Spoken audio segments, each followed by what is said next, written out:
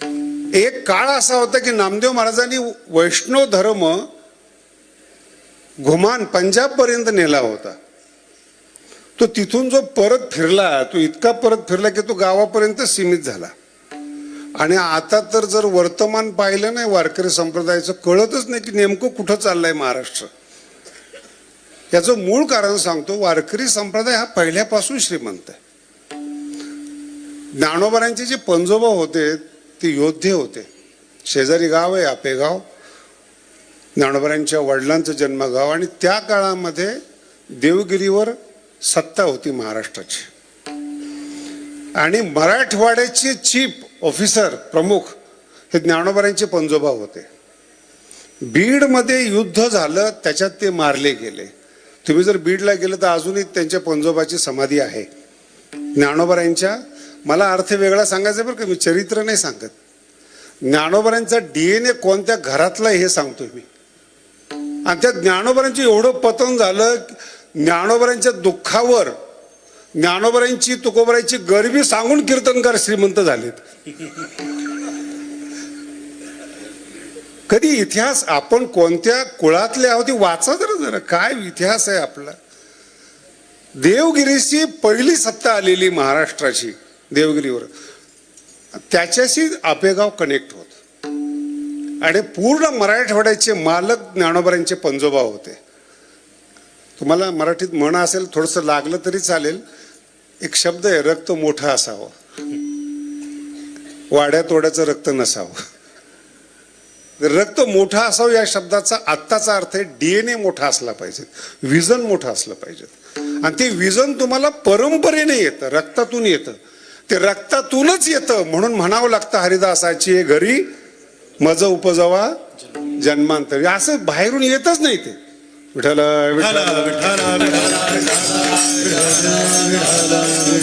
आणि त्या परंपरेतले ज्ञानोबा आहे. त्याच्या आजोबांनी निर्णय घेतला की माझा वडील युद्धामध्ये मारले गेले, म्हणून पुढची पिढी मला युद्ध करायला नको. म्हणून विठ्ठल पंतांना शिक्षणासाठी काशीला पाठवलं.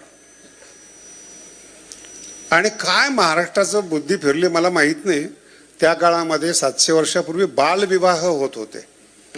बालविवाह म्हणजे राजघराण्यातले विठ्ठलपंत काशीला जात असताना थांबले ते यात्रा करत करत. त्या काळात अलंकापूर फार मोठं नव्हतं महाराज. आमचे मोठे भाऊ सांगतात दळायला सुद्धा चरोलीला जावं लागत होतं. गिरण सुद्धा आळंदीमध्ये नव्हती 100 वर्षापूर्वी. अशी आळंदीची परिस्थिती 700 वर्षापूर्वीची कशी असेल त्याचा थोडा अभ्यास करा. आणि विठ्ठलपंतांचा बालविवाह झालेला आहे, सगळ्याला मान्य आहेत. पण लग्न करून पुढे गेले, काशीला शिकले उत्तम. आणि जेव्हा काही उत्तराधिकारी वगैरे चर्चा झाली असेल त्या काळामध्ये, मग त्यांनी सांगितलं की मी विवाहित आहे, मला ब्रह्मचारीची गादी घेता येणार नाही, म्हणून परत आले ते.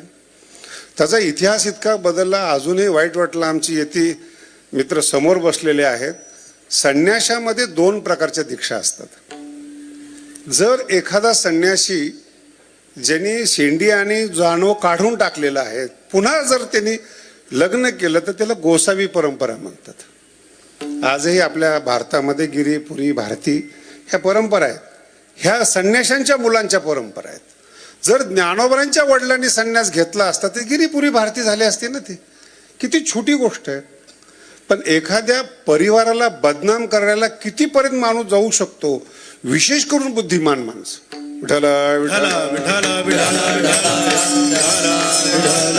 आणि दुसरी पद्धत अशी की तुम्ही ब्राह्मण असा नाही तर कोणी असा, कोणत्याही तीर्थक्षेत्रामध्ये गेल्यानंतर तिथं जर तुम्हाला पूजा करायची असेल तर तिथला पुरोहित लागतो. ती त्याची मिळकत असते, त्याची मालमत्ता असते. जर तुम्हाला त्याचा वाटा पाहिजे असेल तर तुम्हाला तिथं जन्माला यावं लागतं. हा नियम आहे आजपर्यंतचा. कुठलाही कितीही मोठा ब्राह्मण असला तर ते दुसऱ्याच्या तीर्थक्षेत्रात जाऊन पूजा करता येत नाही. ज्ञानोबांच्या आईला भाऊ नव्हता हे सगळं प्रसिद्ध आहे. ती प्रॉपर्टी कोणाची, तिथून ते वाद सुरू झाले. मग मला एकाने प्रश्न विचारला, महाराज हे नामदेव महाराजांचे जे काही अभंग आहेत ते खोटे आहेत का? म्हटलं सर्रास खोटे आहेत काही काही अभंग. कारण की वारकरी संप्रदाय ज्याला माहीत नाही त्याला प्रक्षिप्त अभंगाचा अर्थ कळत नाही. आता मला सांगा, नाथ महाराजांच्या नावाने दुधाला डिग्री लावायची नाही. मी इंग्रज होते का 500 वर्षापूर्वी? नाथ महाराजांचं नाव वापरलंय पण गवळण त्यांची नाही आहे.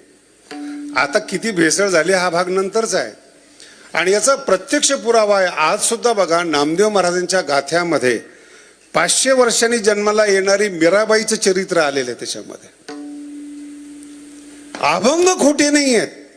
संतांच्या नावाखाली चुकीचं चरित्र लोकांमध्ये प्रसिद्ध केलंय आणि एक भावना होऊन बसली लोकांची. म्हणून राजघराण्यातले ज्ञानेश्वर महाराज आहेत म्हणून ज्ञानेश्वरी सारखा राजयोगी ग्रंथ लिहिला त्यांनी, मोठा ग्रंथ लिहिला. आजपर्यंत 750 वर्षात त्या ग्रंथाच्या एका ओवीची बरोबरी जग करू शकलं नाही, महाराष्ट्र नाही बरं का. आता तुमचा अभ्यासच नाही संस्कृत मधला, काय लिहिले संस्कृत मध्ये, कशा संस्कृत मध्ये कविता आहेत, ज्ञानोबांचं काव्य कसं आहे. आता तुलना करायला माणूस तो मोठा लागेल ना. जर वाड्या तोड्यातला माणूस ज्ञानोबांचं चरित्र सांगायला लागला तो म्हणणारच खाणं पिणं मिळत नव्हतं, याला मिळत नाही, त्यांनी घातलं ज्ञानोबांच्या नावाखाली. तुकोबरायांचा इतिहास सुद्धा तसाच आहे. तुकोबरायांचे मूळ पुरुष जे विश्वंभर बाबा आहेत त्यांचा एक मुलगा युद्धात मारला गेलाय आणि एका मुलाची जी परंपरा सुरू झाली त्याची 8वी पिढी हे तुकोबरा आहेत. त्या 8 पिढ्याचं पुण्य तिथं जन्माला आलं. आणि बाहेरच्या लोकांना इतिहासच माहिती नाहीत काय आहेत काही नाही. आणि ह्या श्रीमंत परंपरेमध्ये आमचे नाथ महाराज आहेत. विठ्ठल विठ्ठल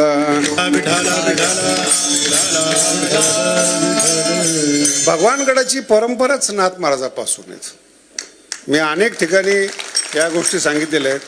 भानुदास महाराजांच्या नातूचे नातू एकनाथ महाराज आहेत आणि एकनाथ महाराजांची 5वी पिढी नगद नारायण महाराज आहेत आणि नगद नारायण महाराजांची 8वी पिढी भगवान बाबा आहेत.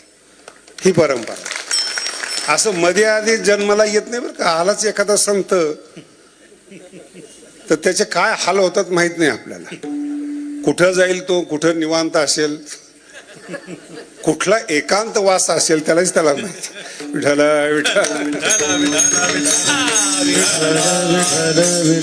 म्हणून या अभंगामध्ये कूट टाईप एक शब्द आहेत, एका जनार्दनी संत आणि पूर्ण करी ती. ते काय थांबायचं कळत नाही आमच्या वारकरी लोकांना. संत काही असं सुपर मार्केट नाही की आल्याला पूर्ण करती मनोरथ, असं नाहीये. थोडंसं थांबण्यात फरक केला की तुम्हाला संताचा महिमा कळतो. एका जनार्दनी संत पूर्ण, ते स्वतः पूर्ण आहेत म्हणून पूर्ण होणारा मनोरथ पूर्ण करतात. सगळेच मनोरथ पूर्ण केलं तर एखाद्याला म्हणायचं मला मर्डर करायचं आहे, चोरी करायची, पूर्ण करी ती. असे संत जगात आहेत पण संप्रदायातले नाहीत. विठ्ठल विठ्ठल. श्रीमंतापासून सुरू झालेला संप्रदाय आहे ज्ञानोबरायापासून. ज्ञानोबरांच्या पंजोबापा नाथ महाराजांची तर काय कीर्तनाला येणाऱ्या सगळ्यांना साखर वाटत होते. आणि काय काय इतिहास सुद्धा, जसं मी माऊलीच्या बद्दल बोललो ना तसं नाथ महाराजांच्या बद्दल एका इतिहासाचा मला फार राग आहे. माझ्या सगळ्या एपिसोडमध्ये तो इतिहासच सांगितला नाही. यवन अंगावरी आवडतच नाही हा इतिहास. मला एक सांगा, हे पैठण आहेत, प्रतिष्ठानपूर आहेत, ब्राह्मण शरीर आहे, सूर्यासारखं तेज पांघरलेलं आहे आणि एक ब्राह्मण गोदावरीला आंघोळला जातो आणि त्याच्यावर यवन थुंकतो आणि बाकीचे ब्राह्मण काय करत होते? हा संप्रदायाला कलंक आहे. आज सुद्धा एक मुसलमान तुम्ही छेडखानी करून बघा, सगळे धावून येतील. आणि एका जो भागवतकार आहेत, पैठणचं नाव वाढवणार आहे, अशांच्या अंगावर एक थुंकतो आणि बाकीचे काहीच बोलत नाही. आणि सांगताना इतकं सांगतात की ब्राह्मणांनीच त्याला लावून दिलं थुंक म्हणून. लक्षात येते आपण काय सांगतो समाजाच्या पुढं, कसली इतिहास सांगतो आपण. आपली परंपरा नाही आहे अहिंसेची. आणि बर जो इतिहास हा सांगतो ना तो लगेच म्हणतो काळ गुलाम सलाम करी. एक सामान्य माणूस अंगावर थुंकतो आणि तुम्ही ग बसताय. ही परंपरा संप्रदायातली नाहीये. ज्या पताका आहेत त्या उलट्या केल्या तर धर्म टिकणार आहेत, एरवी धर्म टिकणार नाही. भविष्यात जर तुम्हाला असं वाटत असेल की आपले ग्रंथ टिकावेत, भागवत टिकावत, ज्ञानेश्वरी गाथा टिकावी, तर तुम्हाला काठ्या उलट्या केल्याशिवाय पर्याय नाही. आता माझ्याकडे पाहिल्यानंतर लक्षात येत असेल, मला खूप लोक बोलतात परखड बोलतात. म्हणलं परखड नाही बोलत, सत्य सांगतो. संतांना वारकऱ्याला बदनाम करू नका. हे खूप श्रीमंत आहेत, खूप मोठ्या घराण्यातले आहेत. आजही 14वी पिढी योगीराज महाराजांची तिथपर्यंत परमार्थ चालू आहेत. मला सांगा कोणत्या राजाची पिढी टिकली, कोणत्या श्रीमंताची पिढी टिकली? आणि दुसरं सांगतो तुम्हाला संतांचं वैशिष्ट्य, संत आतून आणि बाहेरून पूर्ण असतात. आतून आत्मबोध असतो. एका जनार्दनी साधू शब्दाचा फार सुंदर प्रयोग आलेला आहे. जो अभंग घेणार होतो त्याचं मी अंतिम चरण सांगतो. जयापासी आत्मबोध. आणि ज्ञानेश्वरीतली ओवी सांगतो तुम्हाला साधू म्हणजे काय. विठ्ठल विठ्ठल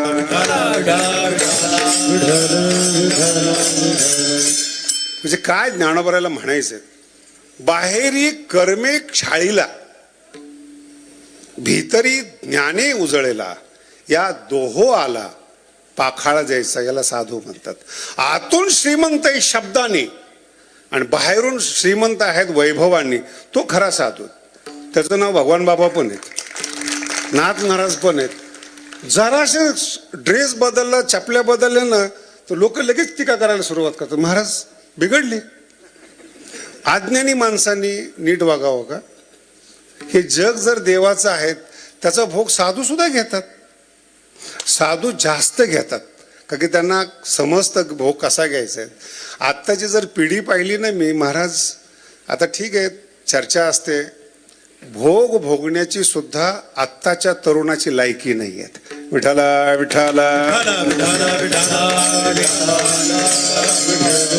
भोगण्याची जी क्षमता आहे त्याच्याकरता मूळ शरीर लागतं. शरीरच नाहीत महाराज, शरीरच नाहीत लोकांकडे.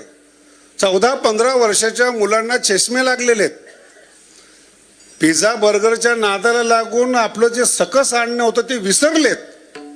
आणि 17-18च्या काळामध्ये बघा तुम्ही पोरांची अवस्था, पाहू वाट नाही मला भारत.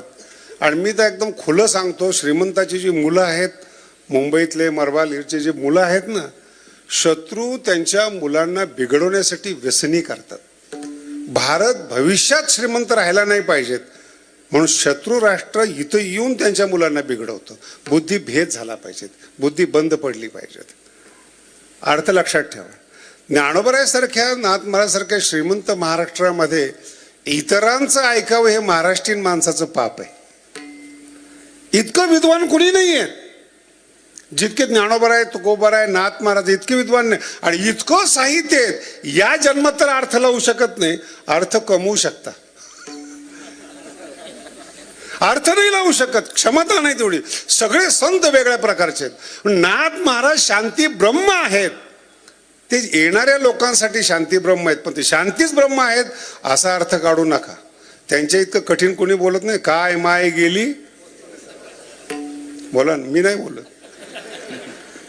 मला याचा दुसरा अर्थ सांगायचा आहे म्हणून प्रमाण घेतलं. ज्यांचे मुलं संतांना विरोध करतात त्यांची आई कुठे गेली? ते माणसाचे पोरं नाहीत असं नाथ महाराज सांगतात. पटतंय ना? लिखाण आहे. माणसाचे पोरं नाही आहेत ते. माणसापासून जन्माला तुकोबरा याच्यापेक्षा पुढे जाऊन बोलतात. माझा अर्थ वेगळा आहे. ज्या श्रीमंत संस्कृतीमध्ये, श्रीमंत संतांच्या परंपरेमध्ये आपण राहतो, ज्ञानानं आणि अर्थानं श्रीमंत असणाऱ्या संतांकडे आपण राहतो, तिथे भिकारी वृत्ती कामाची नाही. त्याला बदनाम करणं, त्या संप्रदायाला संताला नावं ठेवणं, त्यांना मागासलेलं म्हणणं, हे कुठंतरी शत्रू लोकांचं काम आहे ज्याचा पसरा आणि प्रसार होतोय. पण हळूहळू सोशल माध्यमाच्या माध्यमातून जे ज्ञान आहे संप्रदायाचं ते हळूहळू बाहेर येतात. आमचे नवीन कीर्तनकार खूप तयार झालेत आणि ते मला असं वाटतं ते भविष्यात अजून चांगले आहेत. कसे का होईना फाईट तर देतात. काही का होईना निदान प्रतिकार करण्याचा प्रयत्न करतात त्यांनी ज्ञान आहे, आतून श्रीमंत असलं पाहिजेत. किती लिखाण आहेत नाथ महाराजांचं. भागवत एकच ग्रंथ आहेत असं मला म्हणायचं नाही बरं का. मुख्य ग्रंथ ज्याला आपण भागवत म्हणतो, भागवत संप्रदाय म्हणतो, त्याच्यासाठी तो लिहिलेला आहे. एकादश स्कंद आहेत, पण सगळं वाङ्मय नाथ महाराजांचं वाखाणण्यासारखं आहे. विठ्ठल विठ्ठल थोडस अजून बोलतोय मी. संतांची राहणीमान आणि व्याख्या बदलली नाथ महाराजांनी. कसं राहिलं पाहिजेत, कसं दिसलं पाहिजेत, कसा ड्रेस कोड असला पाहिजेत, पहिल्यांदा संप्रदायामध्ये बदल केला नाथ महाराजांनी.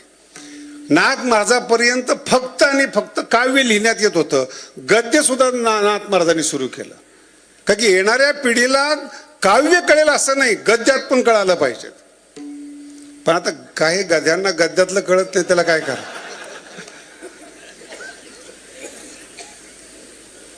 त्यांना माफ करावं असं म्हणत नाहीत. माझा मुद्दा वेगळा आहे. माफ काढतात पण त्यांना माफ करावं लागतं. बुद्धी छोटी आहेत. एक न्यायशास्त्रामध्ये खूप मोठं प्रमाण आहेत दिधितिकार. दुष्यो वचम, माझ्या बोलण्याला माझ्या आशयाला दोष द्यावा. ग्रंथकार सांगतात मला ते मान्य आहेत, पण निपुणम विभाव्य, माझा आशय तरी कळू द्या ना तुम्हाला. मी काय लिहिलंय हे कळण्याची ताकद तुमच्यामध्ये आली ना, मग दोष द्यावा. भावा व बोध विहितम, जर वाक्याचा भाव काढला तुम्ही आणि नंतर दोष दिला, न दुनोती दोष, त्याला दोष मानला जात नाही. इथं भाव कळत नसताना भाव खातात. ना हरिपाठ पाठ आहे ना ज्ञानेश्वरी माहिती. मला एकाने प्रश्न विचारला मुंबईमध्ये, ज्ञानेश्वरी मराठीत आहे का? म्हटलं कशाला मराठी बोलतोस तू? विठ्ठल विठ्ठल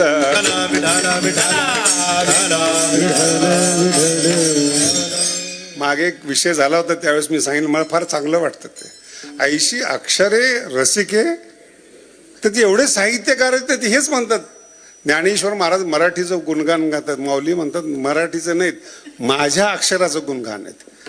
80 अक्षरे मिळवीन म्हणजे मी मिळवणार, जे अमृताते पैजा जिंकणार आहेत. आपल्या अक्षर म्हणजे भाषाच बोलता येत नाही महाराज. काय काय कीर्तनकाराला तर इतकं, मी एक विद्यार्थी अवस्थेत चांगला पखवाज वाजवत होतो आणि नेमकं अशा माणसाचं कीर्तन होतं ज्याला मराठीच बोलता येत नव्हते.